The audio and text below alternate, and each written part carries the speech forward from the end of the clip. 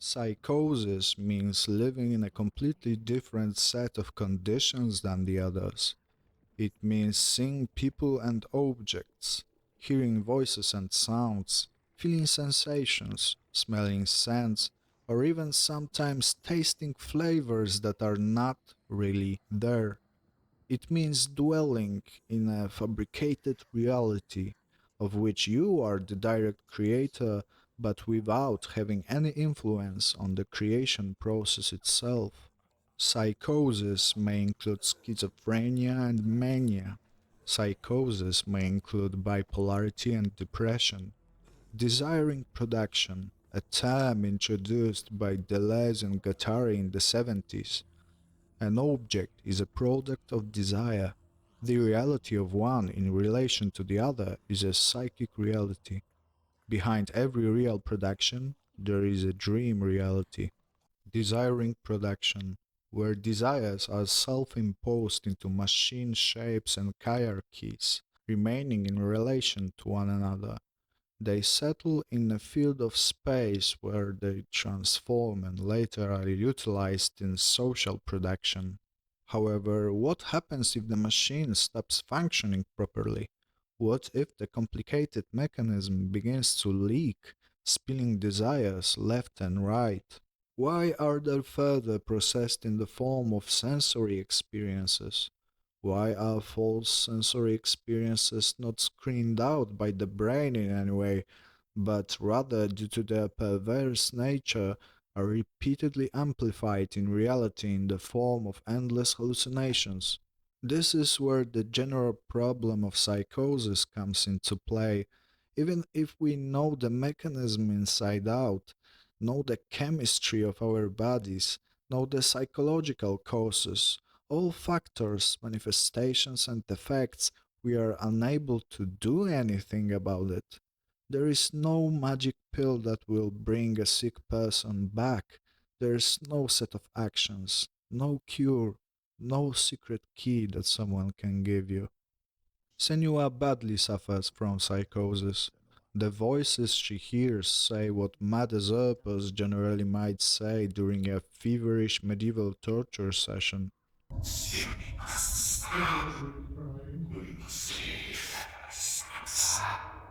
Repeatedly occurring pattern known in the psychotherapy of paranoid schizophrenia for quite some time. They make fun of her, painfully deceive her, cooperate with visual hallucinations just to show her place in a row as the most insignificant, weakest, worst person in the world. Senua suffers from schizophrenia of unspecified type. It's not God, it's not mom and dad, it's not territory. She seems to suffer from her own personalized set. So there is a God in the form of her father, mom and dad in the form of whispering sisters, and the territory in the form of the narrator. Sure, there are others, but compared to the main ones, I think it can be said with all certainty that they're not that important. Why didn't you stop it? Too weak. Let her die. Creating an unbearable feeling of guilt, they press on. Suddenly, from a nearby boat turned upside down, Senua can hear cries of people terrified of impending death. Voices encourage.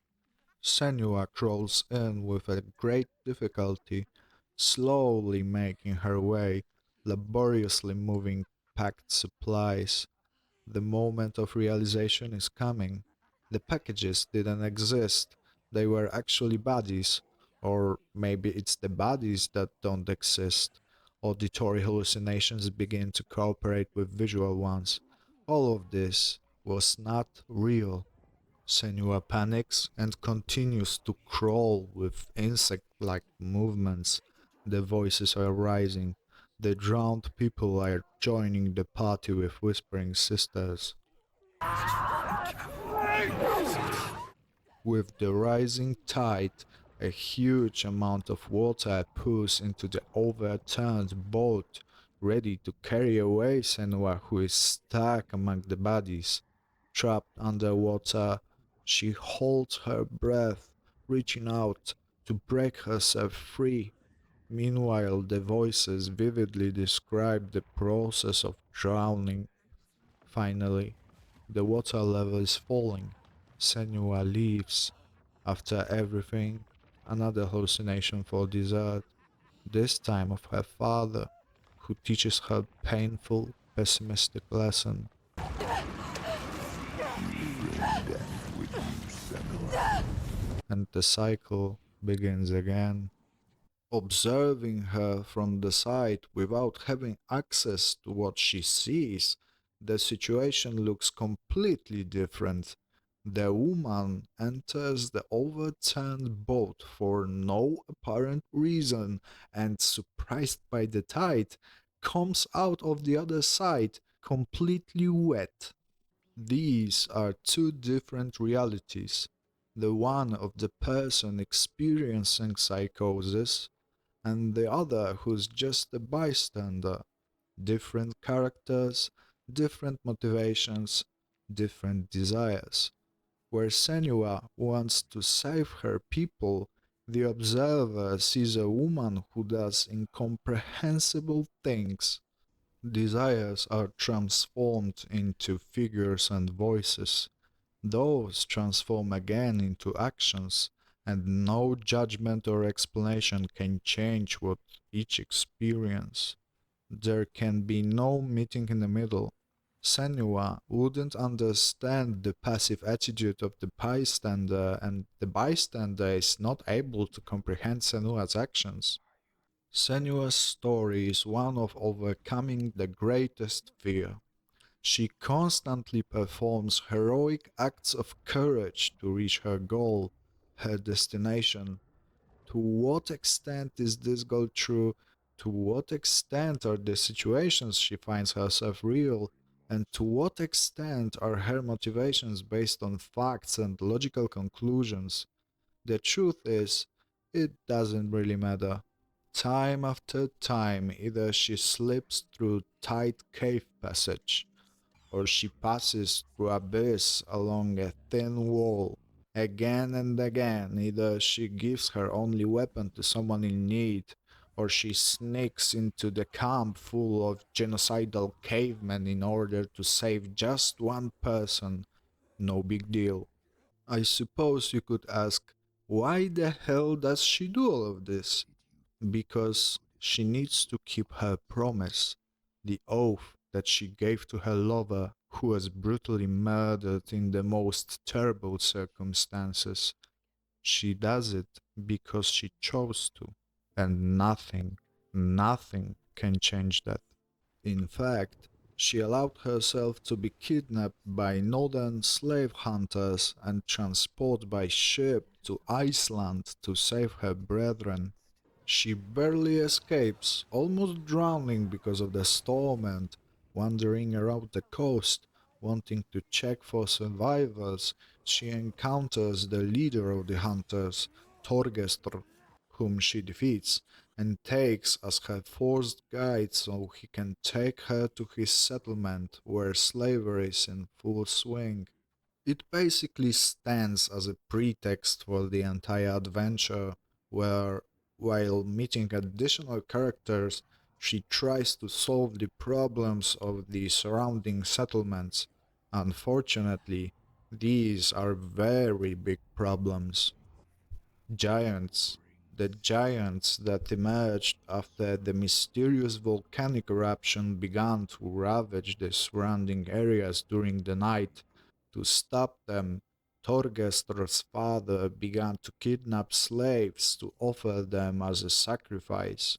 The rest that refused to go to such extreme solutions is barely able to make ends meet. Fargrimir's tribe is tormented by Iltoiga, a giant that the mother became after losing her only child, representing her rage and mourning. She doesn't allow anyone to escape. Astrid's tribe is being almost obliterated by Saegir, a traitor to his people who, with his sense of guilt, besieged his former kinsmen with storms and crop failures. The last giant Aleifir was brought by the father of Torgestr for the specific purpose of persecuting his own settlement and actually personifies him, a corrupt leader drunk with power who will do anything to make his subjects obey him forever. The elements also correspond to each giant individually. Iltoiga is fire gushing from the depths of earth. Saegir is the turbulent water that floods everything, while Aleifir is represented by a powerful gale obscuring the view. Senua's saga contains so many elements of fiction, so many symbols and metaphors that at the very end one may wonder whether this whole adventure even happened at all and was not just another trick on the part of hallucinations, although both for her and for the player it doesn't really matter. As I already mentioned, it doesn't change completely anything whether we see a sick woman in a boat or Senua trying to save people. The moment we enter the game, literally and figuratively, we move to a reality ruled by different laws than those we meet on a daily basis, and this was probably the intention of developers from Ninja Theory. No reality is objective, everything can be questioned. Even collectibles, trees hidden behind stone faces, seeing faces in rocks and walls, pareidolia, seeing shapes where there's nothing to find, even more, constructing connections between them and drawing conclusions about them is Senua's mark and her peculiar ability thanks to which she's able to carry on. Just as for some people the curse of number 23 is able to convey information about the world, for Senua, statues, faces, and signs help her to process the reality around her. What is Senua fighting against? Absolutely everything. With her own psyche and exhaustion, with her past and her father's abuse, with the death of her loved one, with giants and Droiger, with tight spaces and chasms, with fire and water, with genociders and dogmas, with hallucinations and voices, with the spectre of death and helplessness, with cave monsters and distrust. Whatever happens, she bravely walks over the pile of bones, blood, and her own powerlessness, and she doesn't stop, even for a moment. Don't tell him you hear things. Do you remember the screams? He wouldn't understand. Moreover, she is completely alone in all this, even though some people sense her difference. Either they glorify it, like Fargrimir calling her a seer, or simply stating that she's a madwoman. None of these assessments are satisfactory because they don't fully reflect this gift, this curse with which Sen was burdened. Her condition is something that she's unable to share with the others because for those who do not have similar experiences, any understanding of this phenomenon is probably impossible, and the ones that did are long dead and buried.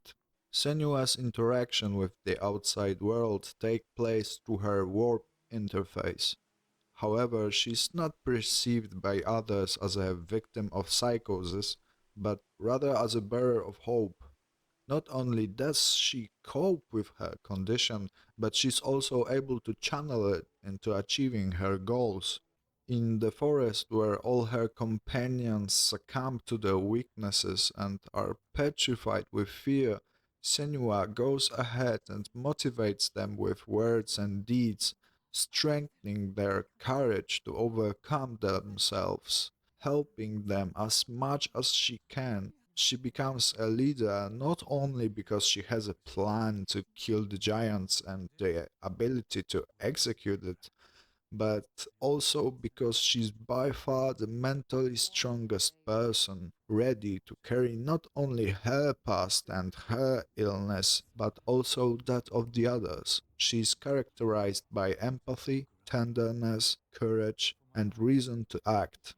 Senua is constantly struggling with her past, the shadow representing her father who abused her and held her responsible for all the evil in the world, who gave her magical recipes to lock herself in a room and never come out, who involuntarily led to the death of her mother, is constantly present throughout the story and resonates his aggressive aura.